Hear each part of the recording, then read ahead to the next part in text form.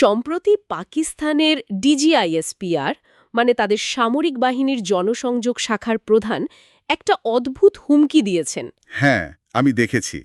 ভারত আর আফগানিস্তানকে উদ্দেশ্য করে, তাই না? একদম। কথাটা হলো মজা না পেলে টাকা ফেরত। প্রথমবার শুনে তো আমার মনে হয়েছিল এটা কোনো কমেডি শোয়ের লাইন। হ্যাঁ, হতেই পারে। কিন্তু এর পেছনে যে ভূ-রাজনীতির একটা গভীর খেলা লুকিয়ে আছে, সেটাই আসল ব্যাপার। ঠিক তাই। আজকের আলোচনায় আমরা এই একটা অদ্ভুত কথাকে সুতোর মাথা হিসেবে ধরে দেখব এটা আমাদের ঠিক কোথায় নিয়ে যায়। মানে পাকিস্তানের আসল ভয়টা কোথায়, তাদের কৌশলটা কি? আর তাদের মানসিক অবস্থাটা ঠিক কী রকম। হ্যাঁ। আর এই অনুসন্ধানে আমাদের মূল সূত্র হবে একটা ইউটিউব ভিডিওর বিশদ বিশ্লেষণ। এই সূত্র ধরে আমরা দেখব পাকিস্তান কিভাবে দুই দিক থেকে যুদ্ধের ভয় একেবারে কাবু হয়ে আছে। আমেরিকার উপর তাদের নির্ভরতা ঠিক কতটা গভীরে, আর সবচেয়ে অবাক করার মতো বিষয় হলো কিভাবে তারা লক্ষ লক্ষ ডলার খরচ করে একটা অদৃশ্য যুদ্ধ চালাচ্ছে। তথ্যের যুদ্ধ। একদম, তথ্যের যুদ্ধ বা ন্যারেটিভ ওয়ারফেয়ার। দারুণ। তাহলে চলুন একদম শুরু থেকেই শুরু করা যাক।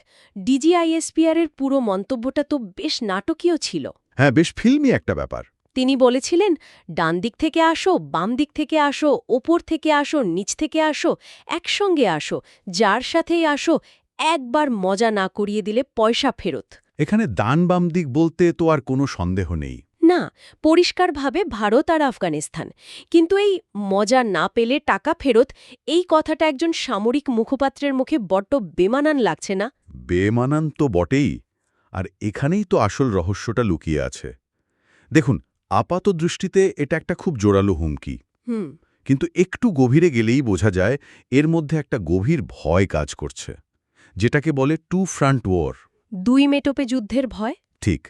আর পরিহাসটা হলো, একটা সময় ছিল যখন পাকিস্তানের স্ট্র্যাটেজিই ছিল ভারতকে দুই মেটপে ব্যস্ত রাখা। একদিকে তারা, অন্যদিকে চীন। আর এখন খেলাটা পুরো ঘুরে গেছে। একদম।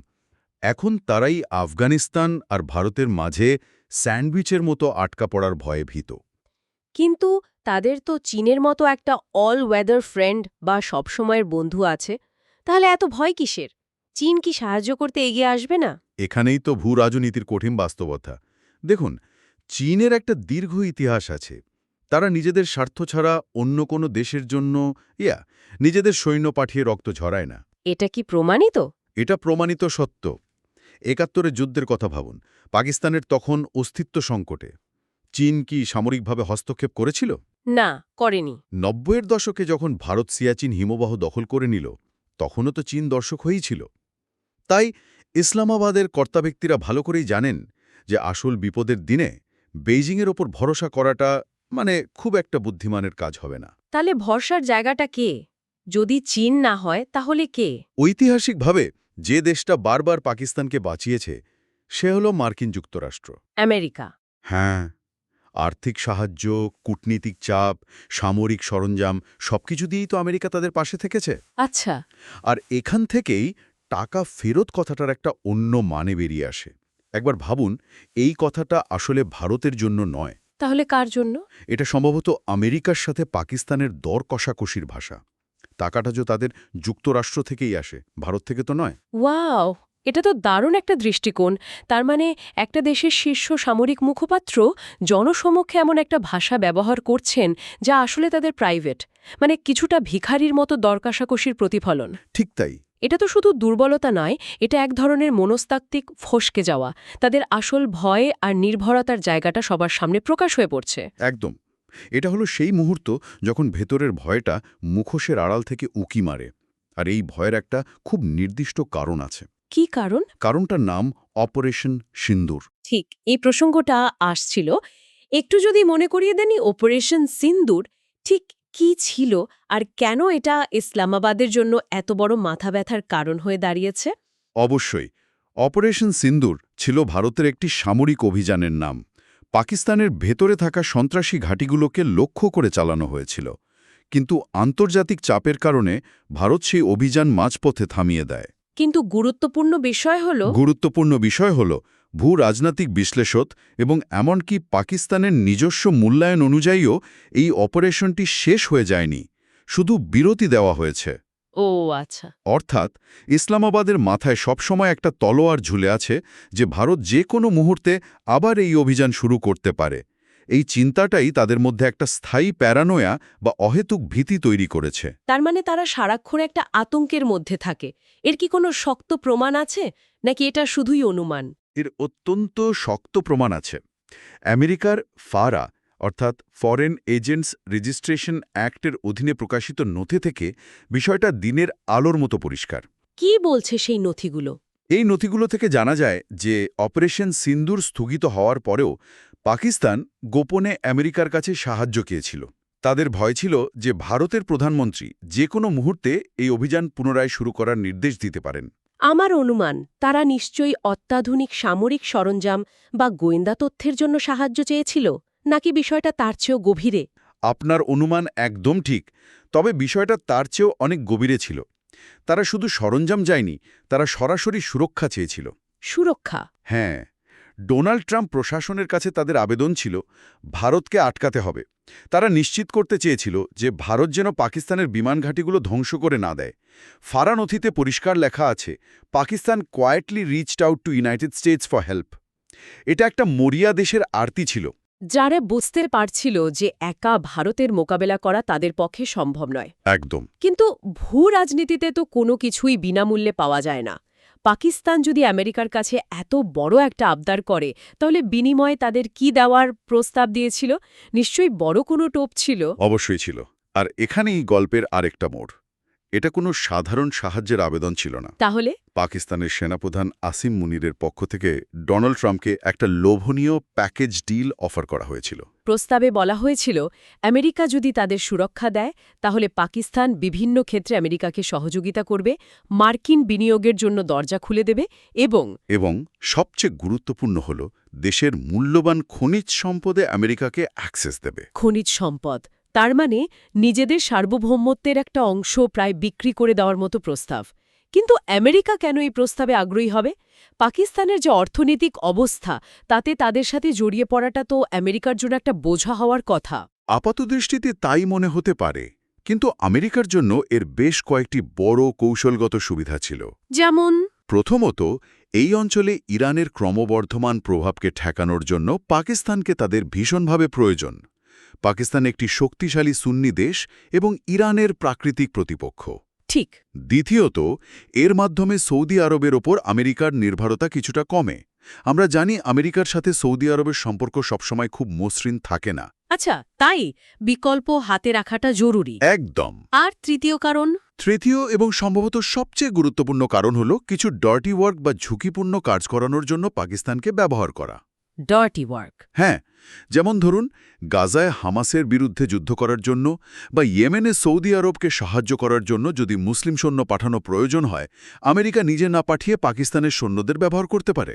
মানে অতীতে আফগানিস্তানের সোভিয়েত ইউনিয়নের বিরুদ্ধেও তো তারা একই কাজ করেছে। ঠিক তাই। পাকিস্তান তাদের জন্য এই অঞ্চলের একজন গুরুত্বপূর্ণ খেলোয়াড়, যাকে তারা কোনোভাবেই হারাতে চায় না। এই কারণেই তারা পাকিস্তানের হয়ে হস্তক্ষেপ করতে রাজি হয়েছিল। তাহলে বিষয়টা দাঁড়াচ্ছে, একদিকে তারা আমেরিকার কাছে সুরক্ষা চাইছে, আরেকদিকে খনিজ সম্পদের টোপ দিচ্ছে। কিন্তু এই সব কিছুর পরেও তো আসল ভয়টা থেকেই যায়। নিজেদের দেশের মানুষকে তারা কি বলবে? এখান থেকে কি তথ্যের যুদ্ধের ব্যাপারটা সামনে আসে? আপনি একেবারে মোক্ষম জায়গায় ধরেছেন। এটাই গল্পের সবচেয়ে বিস্ময়কর অংশ। ভাবুন, একটা দেশ যখন প্রায় দেউলিয়া হওয়ার পথে, তাদের মুদ্রার দাম হু হু করে পড়ছে, মুদ্রাস্ফীতি আকাশছোঁয়া, সাধারণ মানুষ নিত্য প্রয়োজনীয় জিনিসের জন্য হাহাকার করছে। ঠিক সেই সময়ে সেই দেশের সরকার আমেরিকার নামিদামি লবিং ফার্মগুলোকে লক্ষ লক্ষ ডলার দিচ্ছে। লক্ষ লক্ষ ডলার? কি জন্য? কি কিনছিল তারা এই টাকা দিয়ে? তারা কিনছিল ন্যারেটিভ, মানে আখ্যান। আখ্যান? ফ্যারা নথি থেকে জ্যাভলিন নামে একটি নির্দিষ্ট লবিং ফার্মের নাম জানা গেছে। তাদের কাজ ছিল New York Times, Wall Street জার্নালের মতো বিশ্বের শীর্ষস্থানীয় মিডিয়া হাউসগুলোকে প্রভাবিত করা।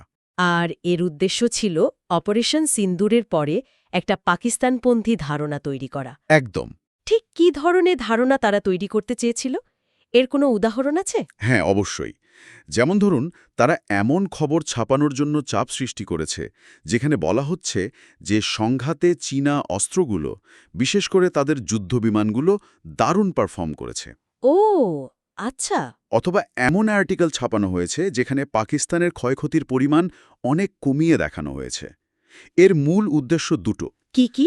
এক, আন্তর্জাতিক স্তরে নিজেদের দুর্বলতা ঢাকা। আর দুই, যেটা আরও বেশি জরুরি, সেটা হলো দেশের মানুষের কাছে নিজেদের শক্তিশালী প্রমাণ করা। তাদের দেখাতে হতো যে দেখো আমরাও ভারতের যোগ্য জবাব দিয়েছি। ঠিক, আমাদের খুব বেশি ক্ষতি হয়নি। এটা তাদের জাতীয়তাবাদী ইমেজ ধরে রাখার জন্য অত্যাবশ্যক ছিল। তার মানে যুদ্ধক্ষেত্রে যাই হোক না কেন, মিডিয়ার জগতে একটা সমান্তরাল বাস্তবতা তৈরি করার চেষ্টা করা হয়েছে। একদম। একদিকে যখন যুদ্ধবিমান আর ট্যাঙ্ক দিয়ে লড়াই চলছে, আরেকদিকে তখন ওয়াশিংটন আর নিউ ইয়র্কের অফিসে বসে প্রেস রিলিজ আর আর্টিকেল দিয়ে যুদ্ধ চলছে। ঠিক। আর এটা শুধু একটা ঘটনার প্রতিক্রিয়া নয়, এটা ভবিষ্যতের জন্য একটা দীর্ঘমেয়াদী প্রস্তুতি। পাকিস্তান শুধু আজকের যুদ্ধক্ষেত্রে নয়, ভবিষ্যতের মিডিয়ার জগতেও লড়াই করার জন্য পুরোপুরি তৈরি। তার মানে কাল যদি আবার দুই ফ্রন্টে যুদ্ধ শুরু হয়, তখনও পাকিস্তান এই ন্যারেটিভ যুদ্ধ চালিয়েই যাবে। আমরা হয়তো দেখব আমেরিকান মিডিয়ায় এমন আর্টিকেল ছাপা হচ্ছে যেখানে বলা হবে পাকিস্তানের প্রতিরোধ ব্যবস্থা অসাধারণ কাজ করছে বা তাদের ক্ষতি খুবই নগণ্য। আর সেই সব খবরের সোর্স হিসেবে হয়তো কোনো বেনামি পাকিস্তানি কর্মকর্তার নাম উল্লেখ করা থাকবে, যা যাচাই করা প্রায় অসম্ভব। ঠিক তাই। এই তথ্যগুলো, এই ফারা নথিগুলো অনেক দেরিতে সামনে আসছে, কিন্তু সেই সময় ন্যারেটিভের মাধ্যমে যে ক্ষতিটা করার তা অনেকটাই হয়ে গেছে। এখন আমরা বুঝতে পারছি যে এই যুদ্ধটা কতগুলো স্তরে লড়া হয়েছিল। তাহলে পুরো আলোচনাটাকে যদি এক জায়গায় আনি, আমরা কি দেখতে পাচ্ছি? ডিজিআইএসপিআরের সেই অদ্ভুত টাকা ফেরত মন্তব্যটা আসলে কোনো ফাঁকা হুমকি ছিল না। না, ওটা ছিল একটা বরফখণ্ডের চূড়ার মতো, যার নিচে লুকিয়ে ছিল দুই ফ্রন্টের যুদ্ধের গভীর ভয়, মার্কিন সুরক্ষার উপর চরম নির্ভরতা, খনিজ সম্পদের বিনিময়ে সুরক্ষা কেনার মরিয়া চেষ্টা। আর সবশেষে লক্ষ লক্ষ ডলার খরচ করে চালানো একটি অত্যন্ত অত্যাধুনিক আখ্যান যুদ্ধের জটিল জাল। হ্যাঁ, আর এই পুরো ছবিটা আধুনিক ভূরাজনীতি নিয়ে আমাদের একটা বড় প্রশ্নের সামনে দাঁড় করিয়ে দেয়। অবশ্যই, যদি একটি দেশ তার জনগণের চরম অর্থনৈতিক দুর্দশার সময় বিদেশি মিডিয়াতে নিজেদের ভাবমূর্তি গড়ার জন্য লক্ষ লক্ষ ডলার ব্যয় করতে ইচ্ছুক থাকে, তাহলে এটা আমাদের নতুন করে ভাবতে বাধ্য করে যে আজকের পৃথিবীতে আসল যুদ্ধটা কোথায় হচ্ছে। ঠিক যুদ্ধক্ষেত্রে নাকি পত্রিকার পাতায় আর টিভি চ্যানেলের হেডলাইনে?